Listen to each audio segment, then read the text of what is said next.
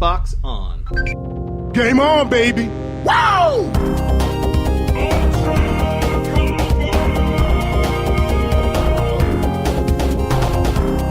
Don't make a girl a promise you can't keep.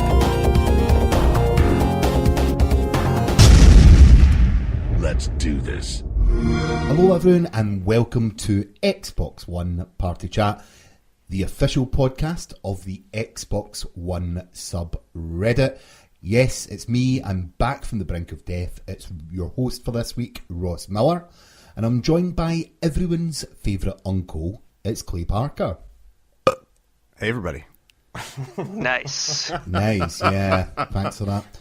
And everyone's favourite moderator, it's Rhys. Yo. AKA everyone's favourite Delicious moderator, Cheese. Or else. That's right. When other mods listen to this, they're going to be deeply upset that I said that, I think. They're deeply upset no matter what I do. Sorry, guys.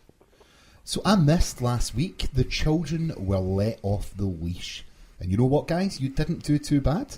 It wasn't too bad. We did a bang-up job.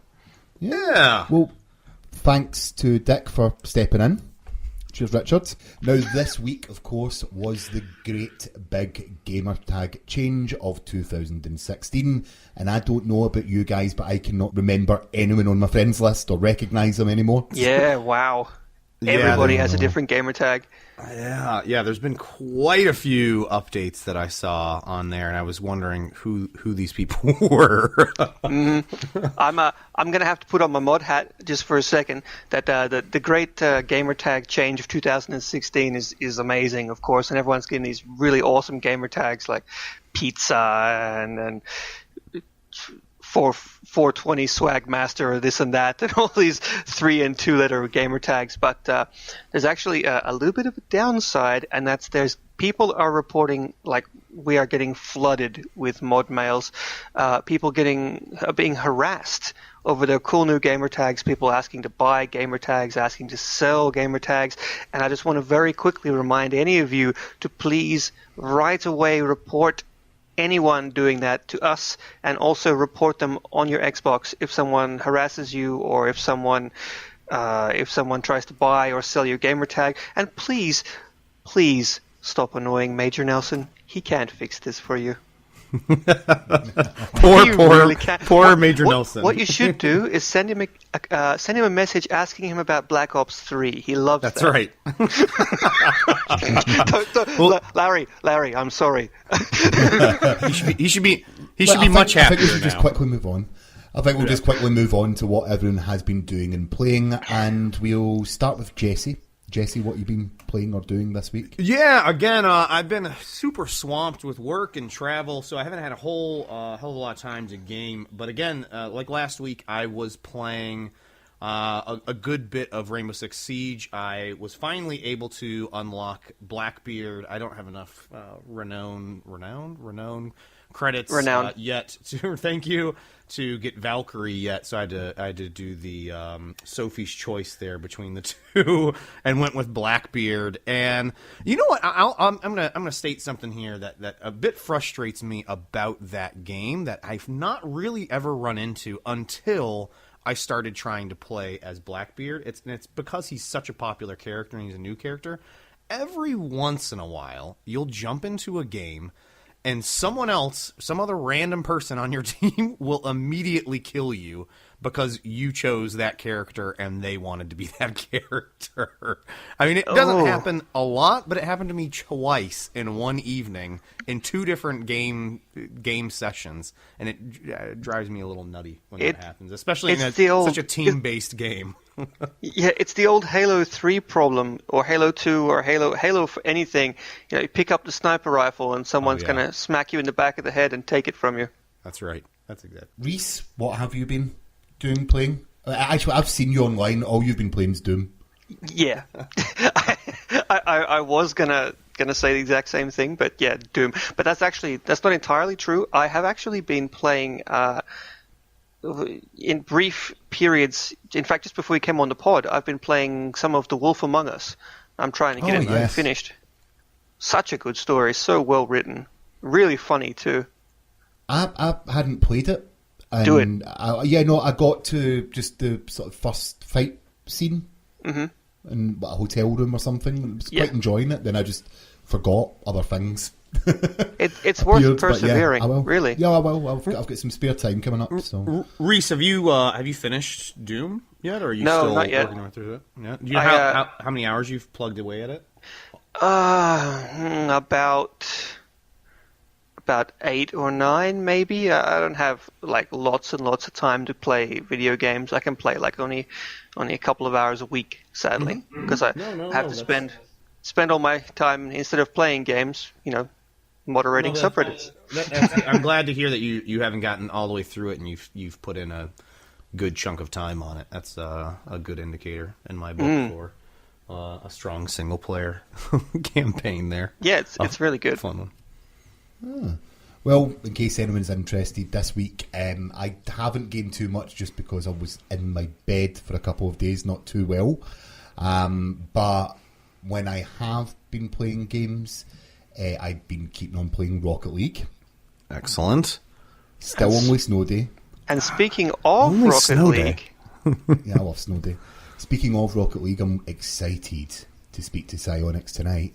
oh yes. It's a shame you guys are going to have to sit this one out, and it's just a 1-to-1. Oh really? It's like that, is That's right. it? That's right. Yeah. No, we're really excited to have them along. But just to say, another game that I've actually been playing this week was a co-op game that I played with my wife because it was in sale a couple of weeks back, and that was Never Alone. I know it. I've played through that. Yeah, and it's a co-op game for you and your wife or partner or friend, kid, just to sit and play through. It's so much fun. Yeah, and it's got a really touching story too, and Really touching story. it's really nice. Yeah. Lots and lots of fun. I think I started it a couple of weeks ago and then just returned back to it. But yeah, so let's find out what's been happening in the subreddit this week, where we all pick a story and discuss it. So Rhys, what is your pick of the bunch for this week? So our very own Major Nelson made the announcement that COD Blops Black Ops 1 is That's right. backwards compatible. And so finally everyone can stop bitching about it. Please just leave me alone. And we can... so guys, Black Ops, it's all anyone's been talking about. You, the coolest kid 11, posted a thread saying that Black Ops sales have jumped 13,000% following the update. Do you guys play Black Ops? Did you play Black Ops? Like, what do you think? And is this proof that other developers should get off their ass and actually start releasing some games for backwards compatibility? What do you think? So I'll jump in first on this. I haven't played it on backwards compatibility yet. I didn't own it digitally. I do know that I think it was on sale. I think they mentioned that it was on sale for $10 as well. Just happened to coincide with this release, which I think helped drive that a good bit. I was half tempted to purchase that, to be honest, because I did play it and I did thoroughly enjoy that one along with the first Modern Warfare. Those were probably the two big Call of Duty games that I was behind and really enjoyed multiplayer with. But at the moment, I'm not really planning on purchasing it again. If it shows up and a games with gold, I will certainly jump back in there and play it. But I am 110% behind developers getting on board and releasing their back catalog of 360 games on the Xbox One through backwards compatibility. That is probably one of my favorite features, and I just had a great conversation with one of my buddies who is now purchasing an Xbox One because of this, because he now has some of his older collection of games are now playable on an Xbox One, and he really doesn't see the need to own a 360, and he was sort of holding out and trying to decide between an Xbox One and a PS4, and he said, well, why would I go for a PS4 when I can still play all of my older 360 games that I had previously now on the newer console on the Xbox One? So I thought that was a great bit there for us. It just adds so much value to the system. Like, for example, as I've mentioned 100 million times before, I own a Wii U, and that thing is backwards compatible with everything. The NES, the SNES, the the DS, the 3DS, the Wii. Like it's backwards compatible with everything, and even not just the games, but the peripherals. I can use a GameCube controller. I can use a Wiimote. That's it's really like, cool, actually. You buy a Wii U, and everything Nintendo's ever done is basically there to go, ready to go. Wish Apple could do that. Oh yeah. You know You had one job. You know how many different charging cables I now have laying around my house? I didn't know this, but it's slightly off topic, but do you know that if you have an official Apple charger, you got it for life? If it snaps or anything, you take it into the Apple store and they replace it? I did not know that. I did not know that, but I do know that if your headphones start to fray, you can bring those in and they'll swap them out for you. I've done that a few times already.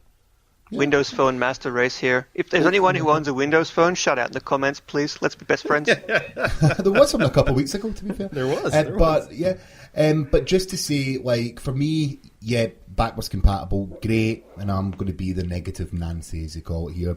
But what I hope now isn't that publishers jump upon this just to start making profit. So the really, really popular titles that everyone wants to see get rolled out really, really quickly to the point where you can't keep up because they know that they're going to make some more money off of it. And we lose some of that maybe niche titles or our own personal favourites that might have got released earlier. But That's just my pitch on it. Yeah. Can I just say that developers exist only to make money? You know, or I rather, get that, publishers, 100%. not developers. Publishers. Developers exist to make games. I actually I know there's always a running joke about Skate 3 and it was Black Ops coming, and I like the pace of what they're doing. Okay. So I said a couple of weeks ago I played through the Forced Unleashed games. First time I've done it. Bought them for a decent price. Yeah. Yeah, and if they'd released 4 or 5 games that I wanted to play at that time, I would have probably picked one and went with it. So what I like the pace that they're doing because it's almost giving me an alternate to play an Xbox One game along with a backwards compatible game or a favourite or something I missed. I'm going to replay through Mirror's Edge in the next week. Good call. Yeah, just because that's coming out. And I just like the pacing of what they're doing. And the moment that companies can realise that they can stick, let's release 5 of these games collection all on sale at the one time, I almost feel as if it devalues it somehow. And at the moment when something like a big game or a game that you love is released on backwards compatible, it's like a moment, it's like a happy moment inside for you. And with the pacing that they have, it's good. I can totally see that now that I think about it, because one of the biggest problems in summer is just so many games come out all at once. So you get one game that's pretty fun and you start playing it, and then suddenly something else comes out. It's like, ooh, shiny. So you start playing that, and then you get a quarter of the way through it, and then something else comes out. Ooh, the newest game. So you've got to play that at launch because it's multiplayer and you've got to be there on launch day, and you start playing that, and eventually you've got 20 games in backlog. So I can see how that works. But yes. Is there any backwards compatibility titles you guys would like to see that are not out yet? Like any UFC Undisputed 3. Sorry? But it's USC Undisputed 3. Oh, that's specific. It's very specific. Unfortunately, it's a THQ game, so it's not going to happen. Yeah. But yeah, I don't remember a sports game that other than FIFA, that I've put as much time into as that game. And I do like the EA UFC games. I've bought both on release day, but there's something for me pining to go back to that game, and that would be, out of all the games in the 360, that would be the one that I would quite like. I think on my end, outside of, I think the other big one that I think a lot of folks are waiting for is obviously Red Dead Redemption. For me, one of the big ones is the Orange Box. I would love that to come back. I would love to play back through Portal. I'm trying to think of the other, what's it, Half-Life 1? Portal 2 is, isn't it? No. Portal, no. The Orange Box is Half-Life 2, Half-Life 2 Episode 1, Half-Life 2 Episode 2, Thank you. Portal, and Team Fortress. That's right. Yeah. So, but isn't one of the Portal games already backwards compatible? Is it? Once again, we haven't done our Google. homework. I know. Yeah, I I'm know. not sure. Yeah, I know Not sure. Orange Box isn't on there. I've been waiting for that one. Yeah. But the other, probably the other big one is, and it's gonna come down to, I don't know if it'll ever happen again. But it's the Street Fighter series that has, there was, like 12 different versions of that, variations of that. But having at least one of those Street Fighter 4 options available on the Xbox One, I would be all in favor. I was a big fan of that series and very upset when I heard it was not making its way to the Xbox we One. don't have it on Xbox One. Thank you, Konami. No, Capcom. I mean, you know what I'd like to see? It's like completely off the wall compared to these big name titles you guys are mentioning. I want Trivial Pursuit. Okay. Trivial Pursuit on the Xbox 360 is great.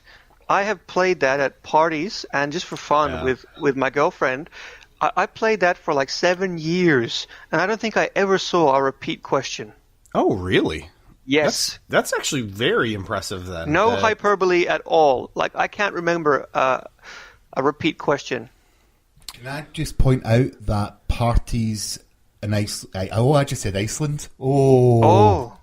Well, you didn't say Finland. Sweden, so we're all good. We're all good. Yeah, Finland. I don't know why that came into my head there. Finland. Are very different to what they are in Scotland. Oh. Lots did of not play alcohol. Trivial It's Pursuit. dark. You know, oh, well. What do you play? Drinking? Drink. We don't really play... Well, yes, if that's a game. World champions.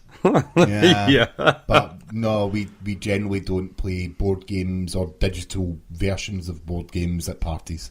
Sounds like you're a bunch of boring sods. That sounds weird to me. Well, what do you do at a party then? Just sit there? Stand in the kitchen. Oh. That sounds like a very adult party. I'm A not very getting into grown-up that. party. You know what? Let's just... Clay, what about you? before this gets any more suspicious. So, in terms of actually, you know what? One other thing on topic of backwards compatibility, and it actually goes back to I was just thinking about what Ross was saying about it. Them rolling it out sporadically instead of all at once, like they were doing previously, where it was like 10 titles released all at once. It does seem like there's a bit more of a hype factor around it every time Major Nelson goes out to Twitter and blasts out, here is 1 or 2 new games that are available this week, and then next week we'll hear another 1 or 2 titles, and it constantly keeps it in the back of people's mind that there are these games now available for you to play on your Xbox One, and it's driving and hopefully driving more people to purchase the Xbox One and be interested in this console. So I think it's a pretty cool idea that they're doing it that way. Do you have a thread that you liked this week, Clay, while you're... Actually, the one that I wanted to really talk about is one that I'm a big fan of, is user Tasty Toast. Good posted name. about the announcement that Batman Return to Arkham was officially announced. I think that everyone has been well aware that this was coming, but this was the official announcement. There's really a new Call of Duty this year? What? Yeah, exactly.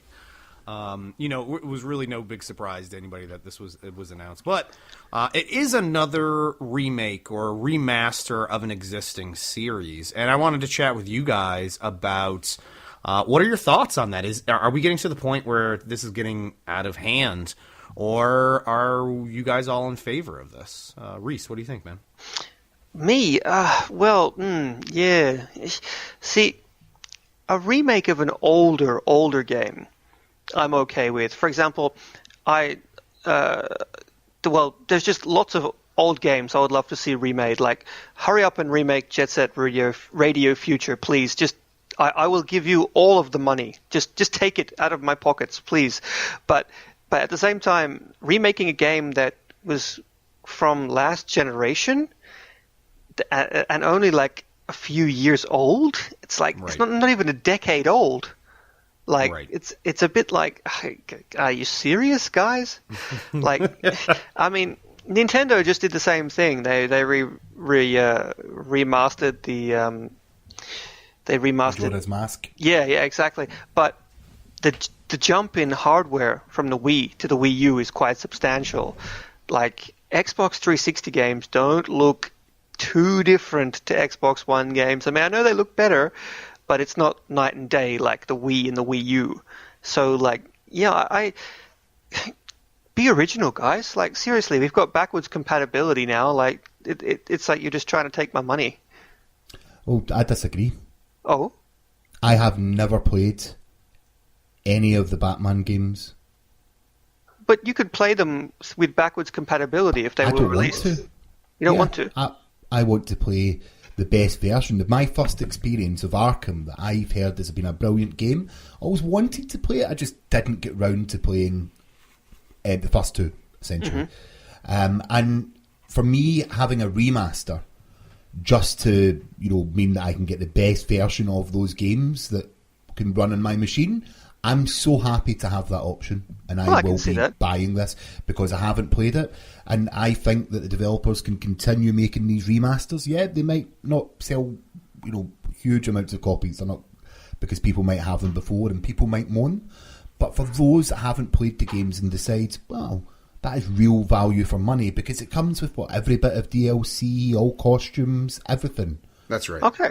Well, I mean, I would never say don't make it, because, as you say, you like it, and who in their right mind would turn down options? Like, I could go and play it on backwards compatibility, for example, and pay $5 for a used copy, and you can play it brand new with the shiny 1080p 60 FPS or whatever they push for. And everyone's happy. Yeah. It's just, are people right to moan, though, when there's those that are just happy to have the option? Well, I think the only time you could maybe moan is if they deliberately withheld the original version and made the only version you can play on the Xbox One the remaster. But at the same time, it's an Xbox 360 game. It's a difficult question. I mean, people really shouldn't be moaning about video games in the first place. Let's be honest here. But I saw that. Wow, Clay.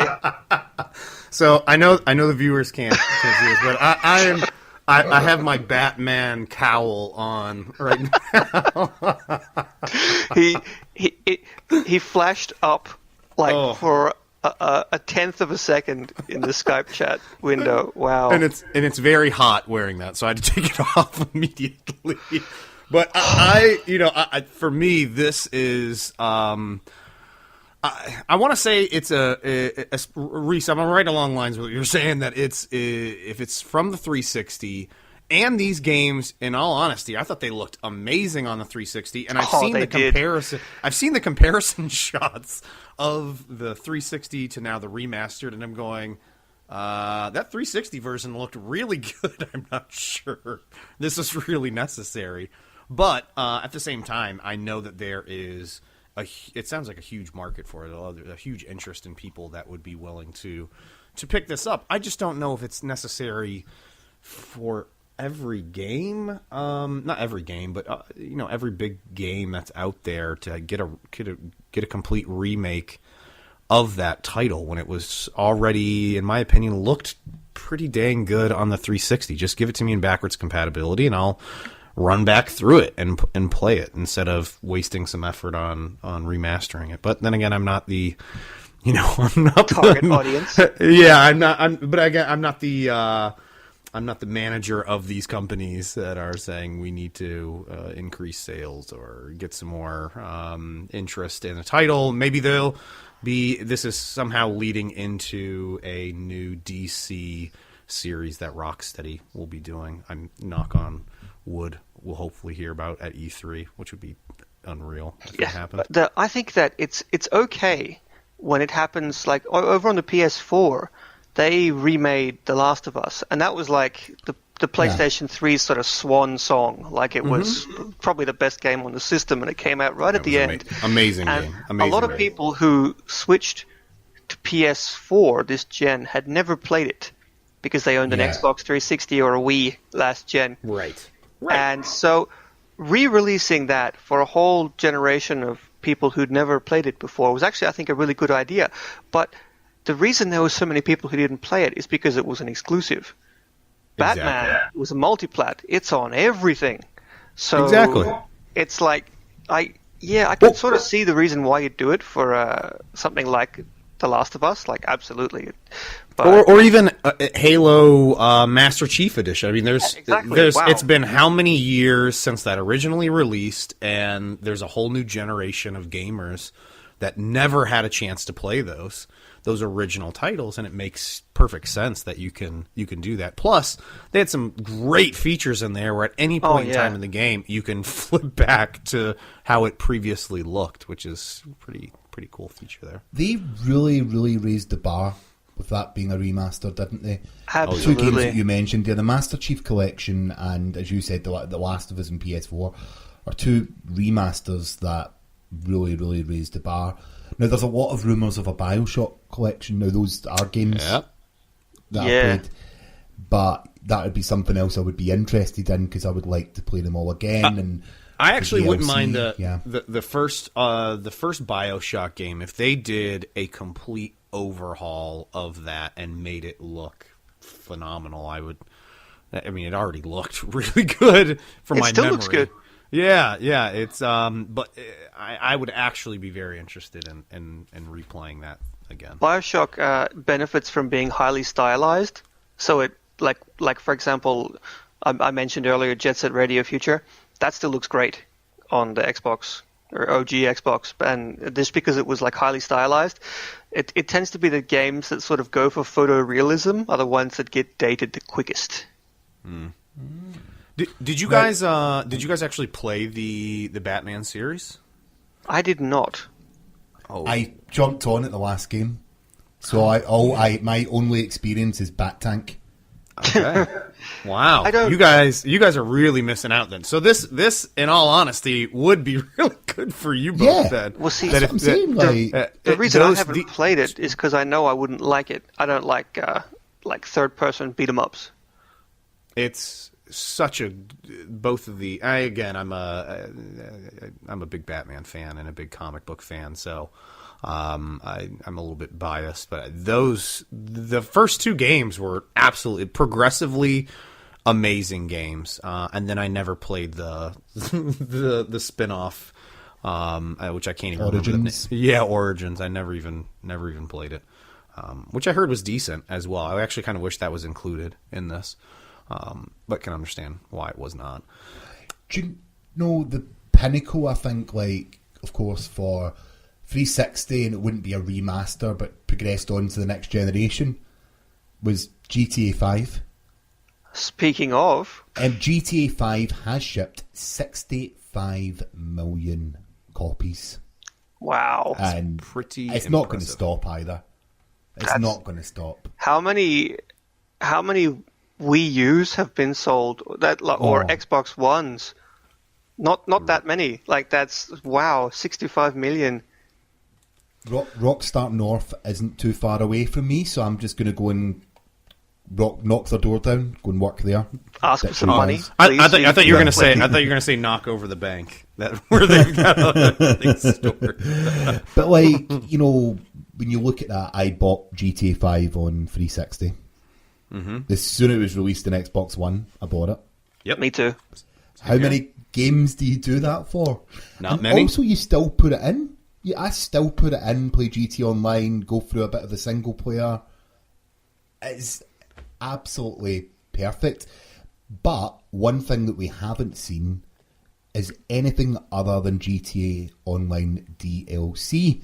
So what other content would you guys like to see now for GTA 5?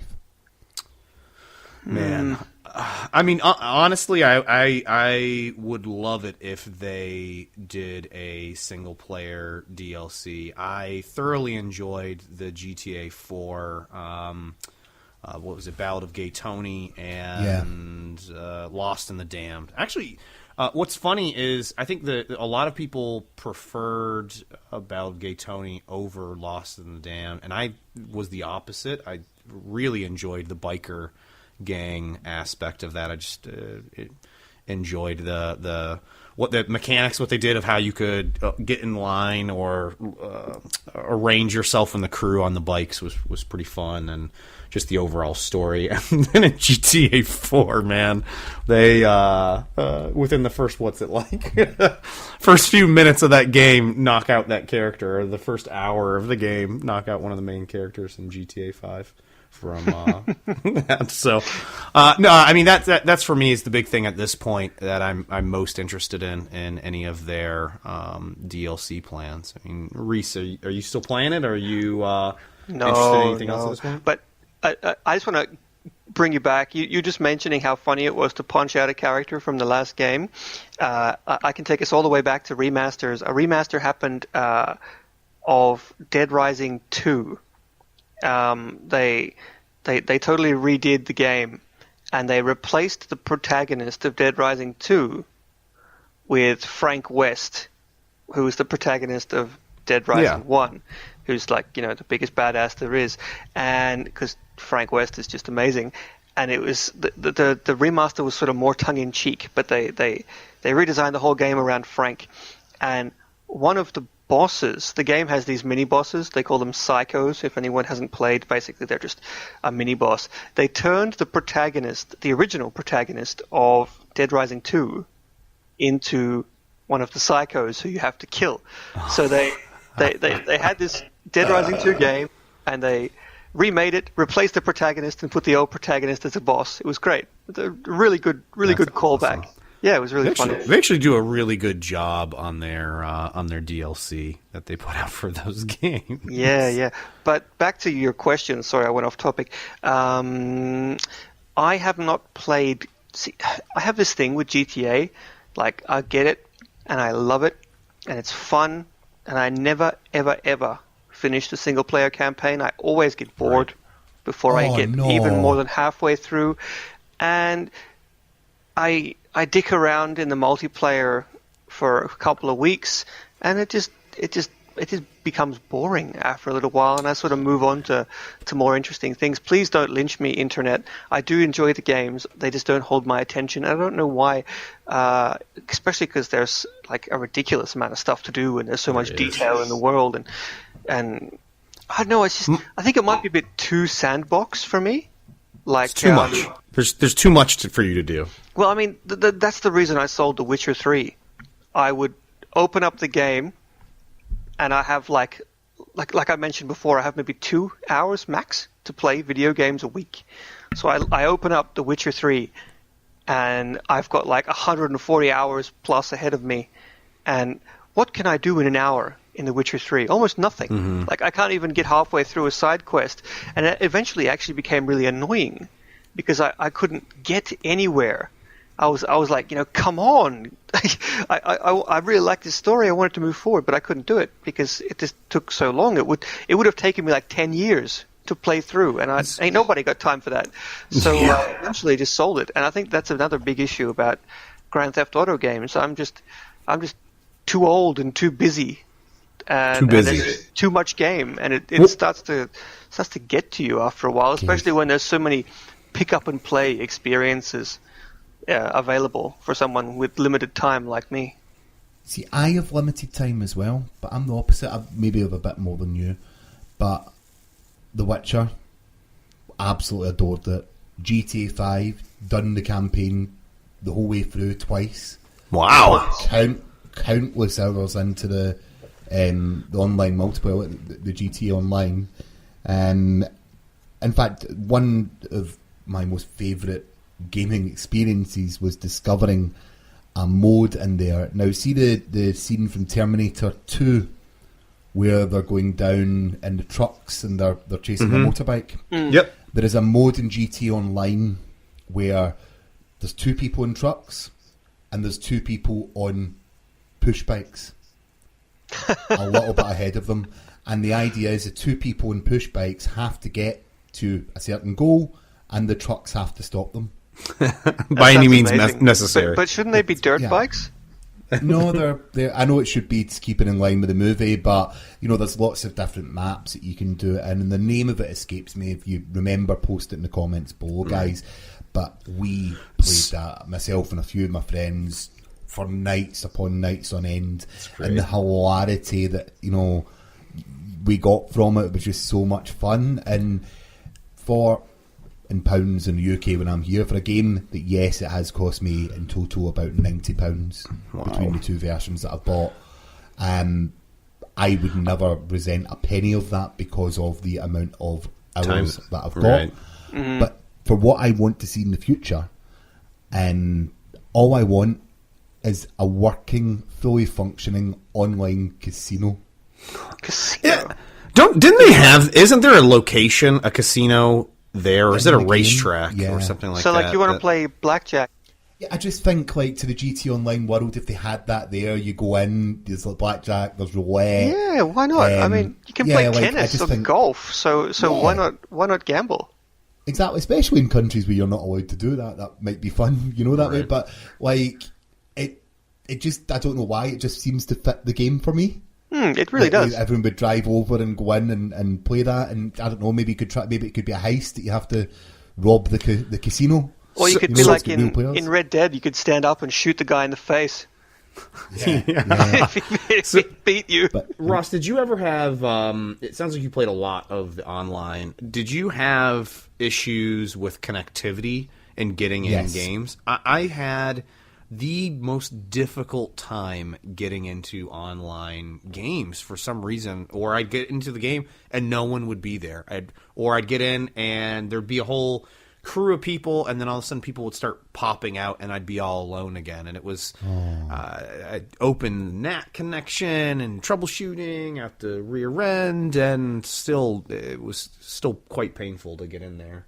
I'm lucky that outside of Reddit, I'm in another sort of large community, and we played GTA quite regularly, and it was quite often on servers. When I introduced to private servers, I didn't have it as much as others. But I always found that joining into single player and then connecting to online seemed to work for me every time. I heard about that. Instead of launching straight into online multiplayer, you join into single player, then go online, and it seemed to work for me. Most times I didn't have the amount of issues that my friends or other people I read online had. I didn't seem to get them as bad. But maybe I'll have to fire back up and try that. I honestly, I've tried playing heists twice and then just gave up because I couldn't get into a room with it. all the heists with you, right? Woohoo! Two people in the comments, the first two to comment, you're playing heists. Nice. Sorry, yes, let's set you're it not up. a lover, so you can't. By the way, Ross, I've yet to play a single heist, and I've heard they're absolutely wonderful. They're amazing. that other That's the online thing, right? community you mentioned, is that Out of Lives? Yeah, and it's also the Duck Hunters. Free to plug yourself. Yeah, all right, okay. So yeah, it's the Out of Lives guys. So it's the I do other podcasts and other things, and I'm very lucky that they're all avid gamers, and yeah, it's cool. So that's a gamer tag I want. I wanted Out of Lives as my gamer tag, and I couldn't get it. Oh man, that would have been a good Out of one. Lives, yeah, outoflives.net. No, cut that out. No, it's fine. These just ones. Check out the new website, Adelives.net. But yeah, like I've got a stat for you, right? And Scotland's getting richer by the second. If 65 million units were sold, that's almost $4 billion. Ooh. It's just a small chunk of change, right? Yeah, wow. Yeah. I think I read somewhere on the subreddit that someone had said that I think maybe it was that stat was listed there, and they were saying something along the lines of that has sold more than, I can't remember the different titles, but it was like the Call of Duty plus the Halo. That can't be quite right, but a bunch of big name titles combined, this has outsold all of those, which is just kind of shocking. Yeah, I believe it. I can believe Then it as well. again, I think all of us have purchased both the 360 and the Xbox One versions. Basically. Outside of Red Dead, is there like something else you would like to see Rockstar do? Like they've done a table tennis game and they've done Bully. They did a racing What else game would too, you- Midnight a Club, racing game? Yeah. and they What did else would Ping they did pong? Manhunt. They're actually pretty man. varied, and Max Payne. I would love to see another Manhunt. Yeah, Manhunt was great. I think they should really get out of their comfort zone and do like a pet simulator. Oh my goodness. Hey, they went to table tennis, man. Rockstar can do anything. Did you guys So know bring back that the Tamagotchi? that the physics engine, is it the emotion engine? It has a funny name. Yeah. The physics engine in the GTA games first appeared in Rockstar Table Tennis. Did it really? So it's a tech demo released as a game. Shh, legit game. Rhys, since you're talking at the moment, why don't we move on to your story? Yes. User a foul big. I know that's how you pronounce it because I've asked. Posted that Elite Dangerous is hitting the Xbox One. Sorry, Elite Dangerous Horizons, the expansions. It's not just an expansion; it's like a whole season of content. It's hitting the Xbox One on June 3rd. I'm just going to quickly plug this in here because I love Elite Dangerous, and we had the pleasure of speaking with David Braben, the CEO of Frontier, who make Elite Dangerous, in episode 4. And I encourage anyone who didn't listen to it to go back and listen to episode 4 because David is really, really cool and really interesting, and I love talking to him. Right, guys? He was awesome. Oh, it was amazing. Yeah, that was one of my favorite interviews that we've done so far. So it's if you haven't listened to that, make sure to check it out. Yeah. Rhys, I wanted to ask you, man. I actually just purchased Elite Dangerous, and I'm planning on tonight. That was the game that I wanted to throw down. I purchased it, I think, a week ago. There was a sale that they had. I picked it up, I think, for $15 or $16, which was it was really cheap. Yeah, exactly.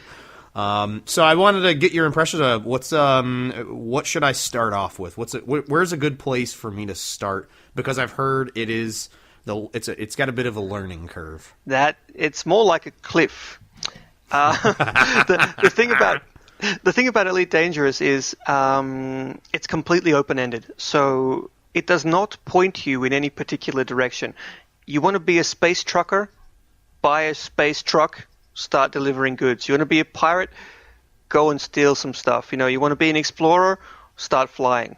What I would really recommend you and anyone who's new to the game to do is watch a couple of tutorials for the basics on YouTube, especially if you don't understand things like physics. Because, especially Newtonian physics, if that doesn't mean anything to you, have a quick look. Basically, the game has super realistic physics, and it plays a bit like it controls pretty easily when you're just flying around. It's like you're flying a plane, but you can actually turn off flight assist, and so any forward thrust that you apply, you can accelerate and then let go of the accelerator, and your ship will keep moving in that direction at that speed. So you could actually turn yourself around and shoot backwards while maintaining forward momentum if you wanted to. And some of the best PvPers actually pull off these amazing maneuvers where they switch off flight support, spin around and shoot a whole bunch of missiles and then spin back and switch on flight support again and peel off into the sunset. But basically what you want to do is get to grips with the controls. Landing is probably going to be the most difficult thing for you. It is for most people. You will crash, so expect that. Don't cry. Everyone crashes the first time. And if you really struggle with landing, you can buy very cheap an auto dock thing for your ship's computer, which will dock for you, and it plays some very classy music from 2001: A Space Odyssey while it docks. Nice. Very, very amazing. Nice. Just pick some really easy bounty missions from a bounty board from the nearest spaceport, and they'll just get you out into space blowing people up, and that's where most of the fun is. So you recommend I don't jump right into Arena? Well, you can. That'll definitely give you a bit of a trial by fire. That's right. But usually how I do things, by the way. Arena is quick, simple fun. It's just straight away PvP. Everyone has a basic ship and go pew pew. That's it. Nice. But I recommend you watch at least a couple of tutorials and it's going to take you a while to learn the buttons because the game is designed for a keyboard. So they've done an amazing job of fitting it onto a controller. But what you have to do is there's a lot of alternate button presses. You hold E and then press another key, or you hold X and press another key. So basically, all 4 face buttons are you're holding them down gives you a whole different key set. Modifiers. Yeah, modifiers. Yeah. That's the word. Sorry, I was struggling to English. But yeah. I'm super excited for Horizons, so I can come and help you when you start off, Jesse. Excellent. If I help, I mean blow you up, help you die. I'd appreciate it. I'd very much appreciate that in my brand new Millennium Falcon. I don't know what the ships are called. They're all named after snakes, like the cobra and the python and that sort of stuff. But the coolest thing about Horizons is they've included the ability for you to actually land on the planets. And they are planet-sized planets, and there's stuff on the planets there. You land and you can get out like a little buggy, and you can drive around the planet and do missions there, and you can even like all your friends can land on the same planet. You can drive around in your little buggies and fight the guys on the planets and stuff like that. It seems really cool. Well, excellent. I'm really looking forward to checking it out. I'm hoping. I've got a few hours. Hopefully I can get the wife and kids to sleep tonight a little early and lock down a few hours with it. Mm-hmm. Xbox Snap this week's interview. All right. Hey, everybody. We are very, very excited to be bringing you guys a wonderful interview with the Psyonix team member, Kyle Lemon, who is the social media marketing manager for Rocket League. That is a nice long title, my friend. That it is. Good to be here, guys. Yeah, absolutely. Good to have you. Along with us, we have Rhys and Ross, as usual. Awesome.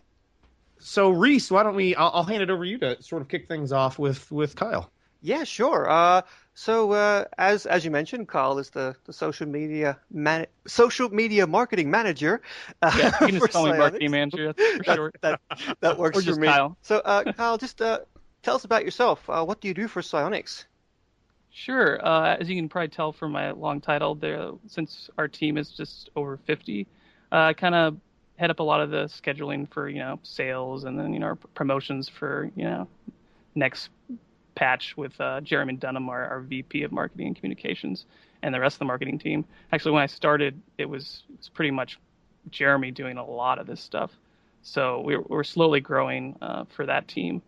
But yeah, like a lot of I've taken over a little bit of the cross-promotional items you'll see. Like, for instance, one of the more recent ones that, they take a long time to kind of cement because, if you work with other developers like CD Projekt Red, I helped get the Witcher antenna in there and a few other items. Nice. So yeah, that's a little part of it. It's a little social media, a little marketing, and a little bit of PR help too. Excellent. Sweet. So, are you a gamer? First of all, do you Definitely. game yourself? I mean, what have you been playing outside of Rocket League? Is there any other game that you're playing?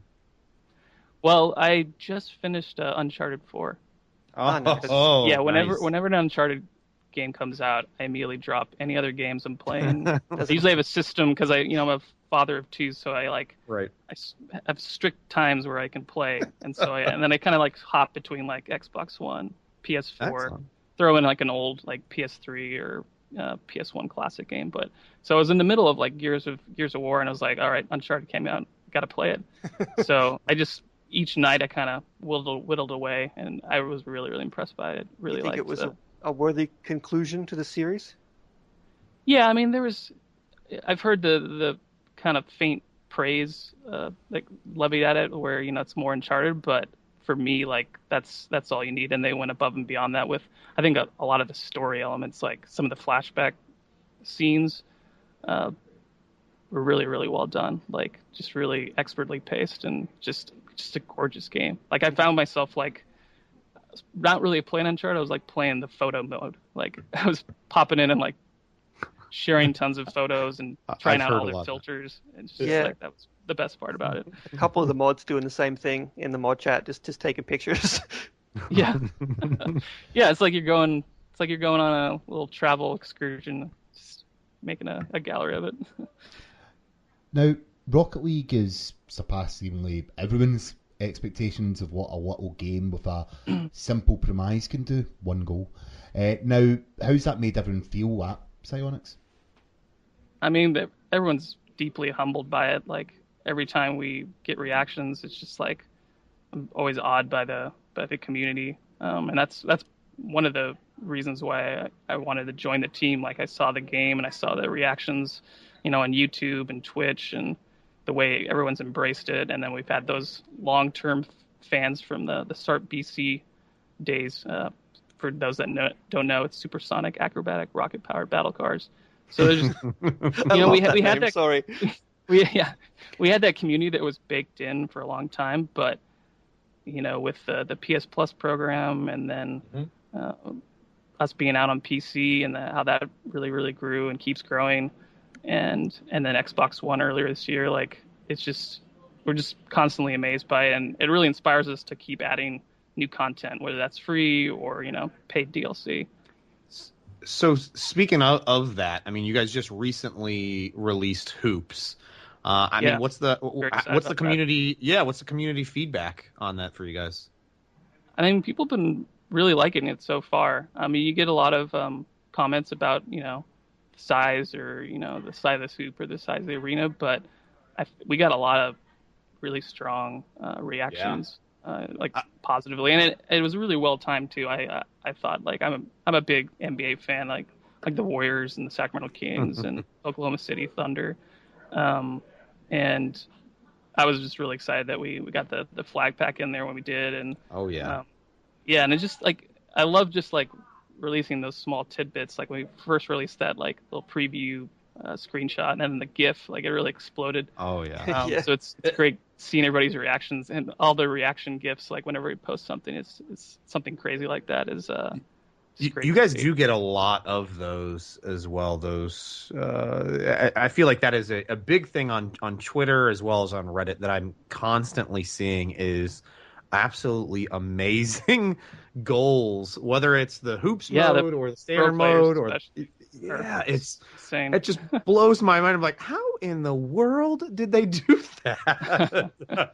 Yeah, seriously. Is that pure luck?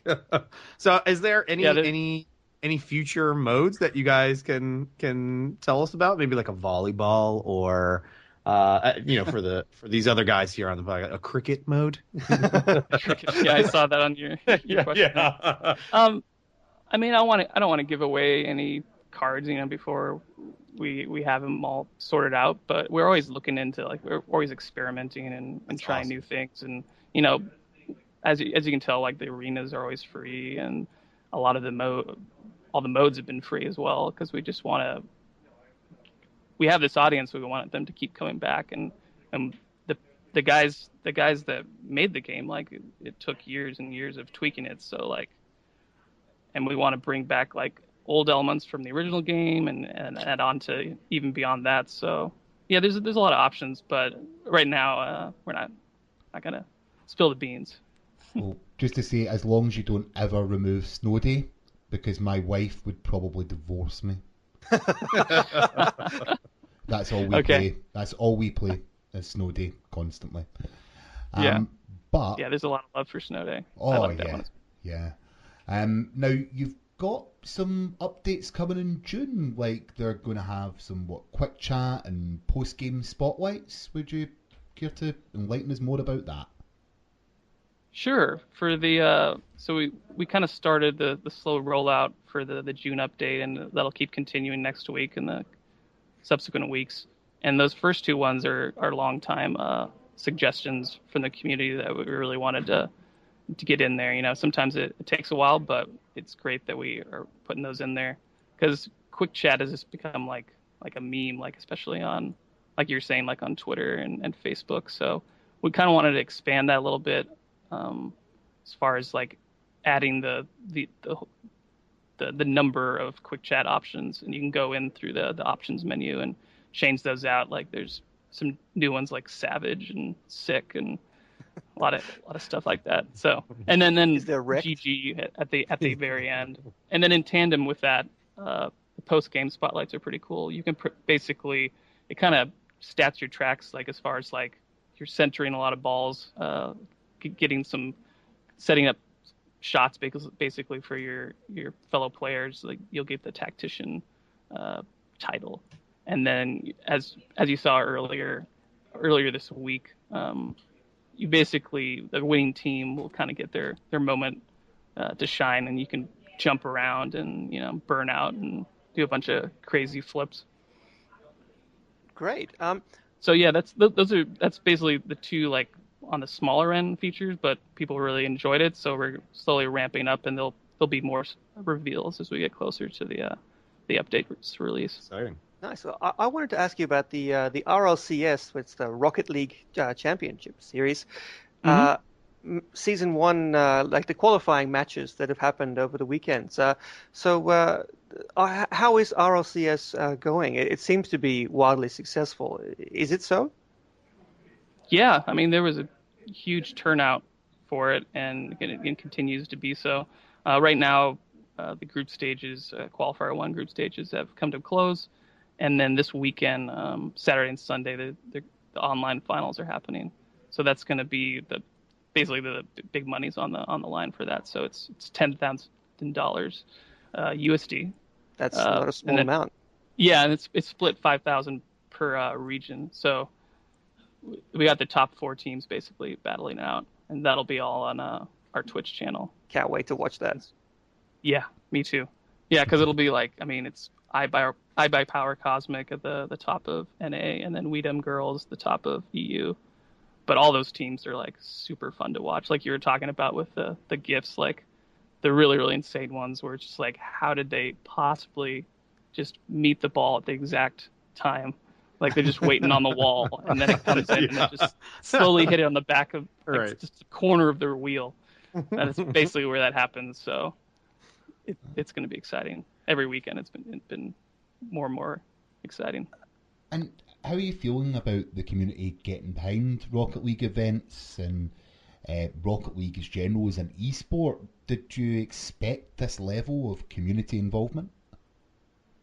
I mean, there's been a lot of community involvement even before Rocket League came out, but like the sheer volume has been like we've been bowled over by it. Like I don't think like the guys that worked on it for years in between client projects, like they really believed in the game. But as far as like this amount of feedback in a positive light, and then people just really getting behind it, making art, making GIFs, making their own community tournaments. Like there's a San Diego LAN community, and then there's C1s popping up in Montreal and New York, a bunch of other cities. Like it's really cool to see. And I mean, I can't stress enough that it's just like super humbling and inspiring to hear that. That's always great to hear. Nice shot. Yeah. Yeah. One thing that you have reiterated there with the gifts and how we chatted about the amazing shots is people when they play this game it just feels right. The controls, the physics. I mean, how that must have taken a long time for you guys to perfect. I mean, how was that entire process? Are you able to elaborate on that at all? I mean, I can't perfectly elaborate that because I'm not on the design team or the engineering team. But yeah, I mean, it took them a long time to figure it out. Like a lot of tweaks. I mean, they had that base game to work off of, but I'll probably defer to the guys that are doing that than me talking about stuff that I don't know the nitty gritty details of. But yeah, there was a lot of time spent on like making it feel right. So, it's an easy game to pick up, but like there were so many hours and weekends where they're basically working on all those details and kind of refining it in between, It amazes me that you don't even have to be you don't have to sit down and I mean, for sure, to be a pro at it, you have to constantly play it. But someone, even my 5-year-old, can sit down and I can hand them a controller, and he's not going to do spectacular at it, but he's going to have a hell of a fun time moving the car. Yeah, And can do it. It's pretty basic controls, and it's just really fun. Yeah, I like setting a bunch of I'll put infinite boost on for my 4-year-old daughter, and she just loves just flying around pretty much just on the ceiling. And it's even though she doesn't have the full control about camera and just situational awareness, she loves that, and then also just customizing stuff. There's a base, I don't know, human interest in owning a particular part. Yeah, yeah, exactly. Everyone likes to dress up things. Yeah, whether that's dolls or cars or anything, it's just So my favorite ever Psyonix story is the hashtag Breadgate scandal, quote unquote. Can you tell us the story for those who aren't familiar? Sure. So I wasn't here when this started, but basically Dave Hagewood, who's our fearless leader here, the head of the studio, he doesn't like bread. I mean, that's just plain and clear. That's an understatement. Yeah, hates it, just loathes it. Probably wakes up in the morning and just I don't know, has it. No. What did he say? Loathes it. Loathes. Oh, right. Yes. Yeah. Nice one. And so one of the early streams, he basically said you know what, if we hit 10,000 concurrent players, I'll eat some bread on a live stream. And then when the game released, they just shattered that. They got 183,000. And so I'm looking at the fan site, Rocket Dash League, and they have a page here that right now the question has been answered, because we did a stream last year where Dave ate bread because he had to own up to his statement. And it was just great following it. Before I started, that was one of the interesting things I saw, whereas a bunch of the guys from the team just dropped a bunch of just loaves of bread on his desk, and yeah, I saw that. Knew that you're gonna have to covered in bread. Yeah, just so much. And then we actually did the stream. We just got every single variety. Ones that just covered in nuts, ones that were just gluten free, and yeah, it was crazy. But so. Yeah, that's and then in the game we have an antenna, Dave's bread. Yeah, exactly.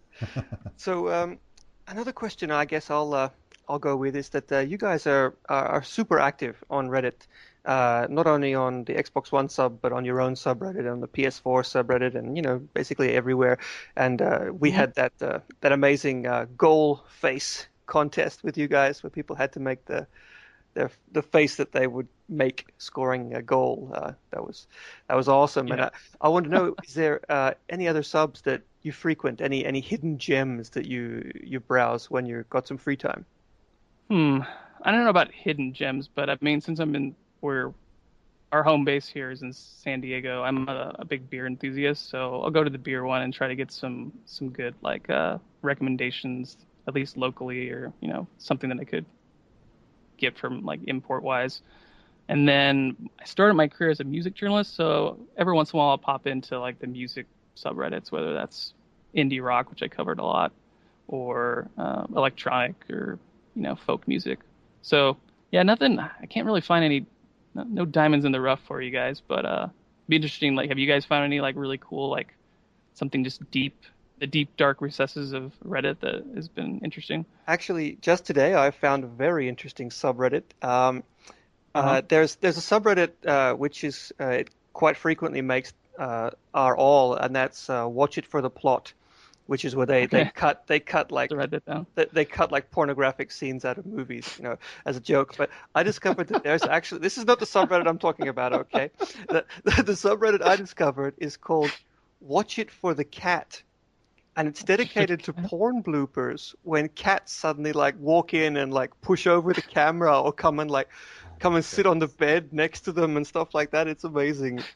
I was laughing so hard. So random. Yeah, So random. I have no idea how I got there. I was just Yeah. and The somehow internet can be so wonderful and so crazy at the same time. A mysterious place. That's right. Yes. So Kyle, what E3's right around the corner, man. What games are you hoping to see appear there this year? I'm a big Legend of Zelda fan. My first console, well, actually I had Atari before NES, but when I really got into gaming, Legend of Zelda was one of my first big games. So I'm excited to see the latest one, whether they Nintendo shows it on Wii U or how they present it. But I'm always excited to see a new Legend of Zelda. And then as far as like a smaller game, like I'm keeping my eye always on Cuphead, which is yeah. I just love that. I love like platformers, but any kind of platformer that has like a really unique art style with like those old school cartoons, that got my eye immediately. So I'm excited to see some more of that too. I've heard that's going to be. Oh, sorry, keep going. Oh, there's just a lot. I'm thinking about all the games that are coming out, like Horizon Zero Dawn. I want to see more of that too. dinosaurs. Yeah, Robots. Robot dinosaurs. Yeah. What are you guys excited to see? Cuphead for sure for me. I've heard that game is pretty grueling as well. It can be pretty brutal from everything I've heard. So I'm looking forward to getting my hands on it and hearing more about it. Oh yes, Sea of Thieves would be great as well. I'm quite obvious. Right. I just want to see some more Gears gameplay. Just anything more Gears. Surprising no one. Yeah, anything Gears. Rod Ferguson just standing on stage doing nothing. Quite happy with that. Yeah. Yeah, I want to catch up on that because I was a big PlayStation guy for a long time, and I'm catching up on a lot of the Xbox One titles because I since we're out on Xbox One, I have that system as well, and I've been catching up on the Gears franchise. That was actually what I was playing before. Excellent. Started playing Uncharted, so I'm gonna go back to that. So jealous. Yeah, 4 looks good. I wish I was playing it for the first time as well. Yeah. But I'm really sorry. You mentioned that you were a journalist before, so you understand that the really hard-hitting questions have to come at one point. So this is a question we ask all of our guests. And which classic video game character could you knock out with one punch? Take the shot. Okay. I would immediately feel bad and probably cry myself to sleep, but I could probably knock out one of the Bubble Bobble dragons, whatever they're called. Love that game, by the way. That's a good call out. Yeah. That is Bubble good. Bobble. I love that. Yeah. That game's so good. And then that final boss, whatever it is, like it's super hard. But I would play. There was like a summer a few years back where that's all I played with my wife. Did you play on the HD on the version Wii? On the 360? No, I haven't. It's good. How is that? Yeah. Yeah. It's really good. Did you ever play the sequel?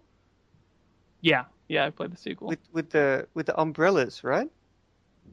Mm-hmm. Yeah, I mean the original had some. You did? I think it had some umbrellas. They had like their power ups basically. Yeah. It was released in like '86 or something. So you're really pushing the bounds of my memory here.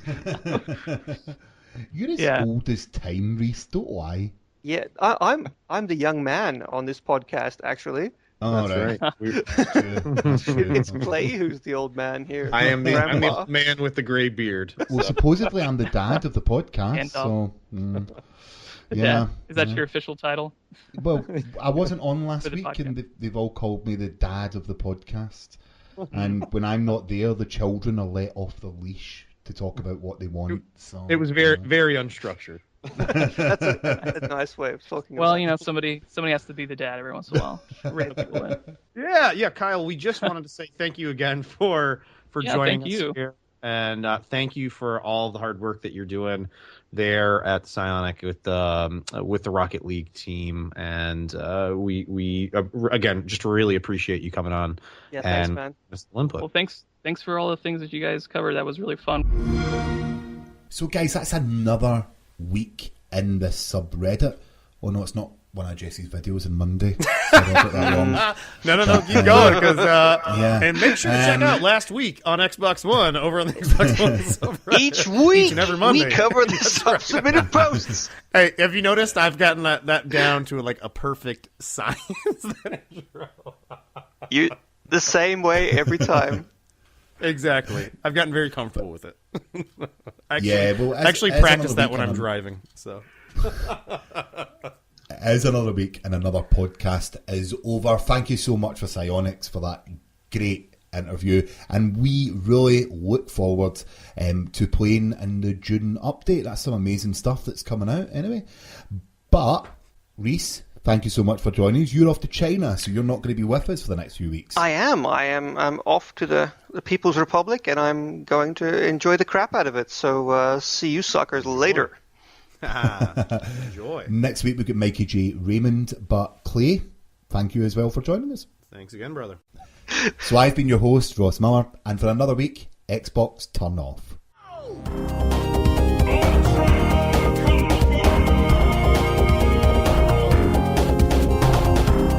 Don't make a girl a promise you can't keep.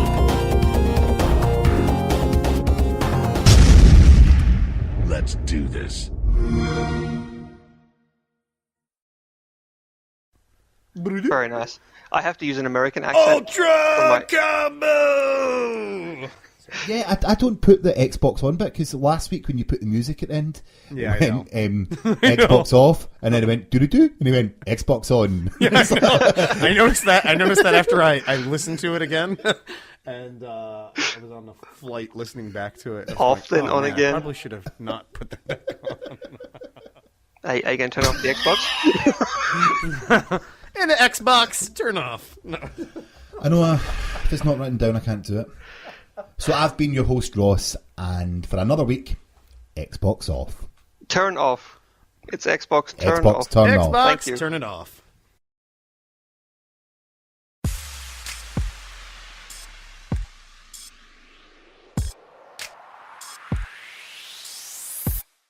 Ultra combo.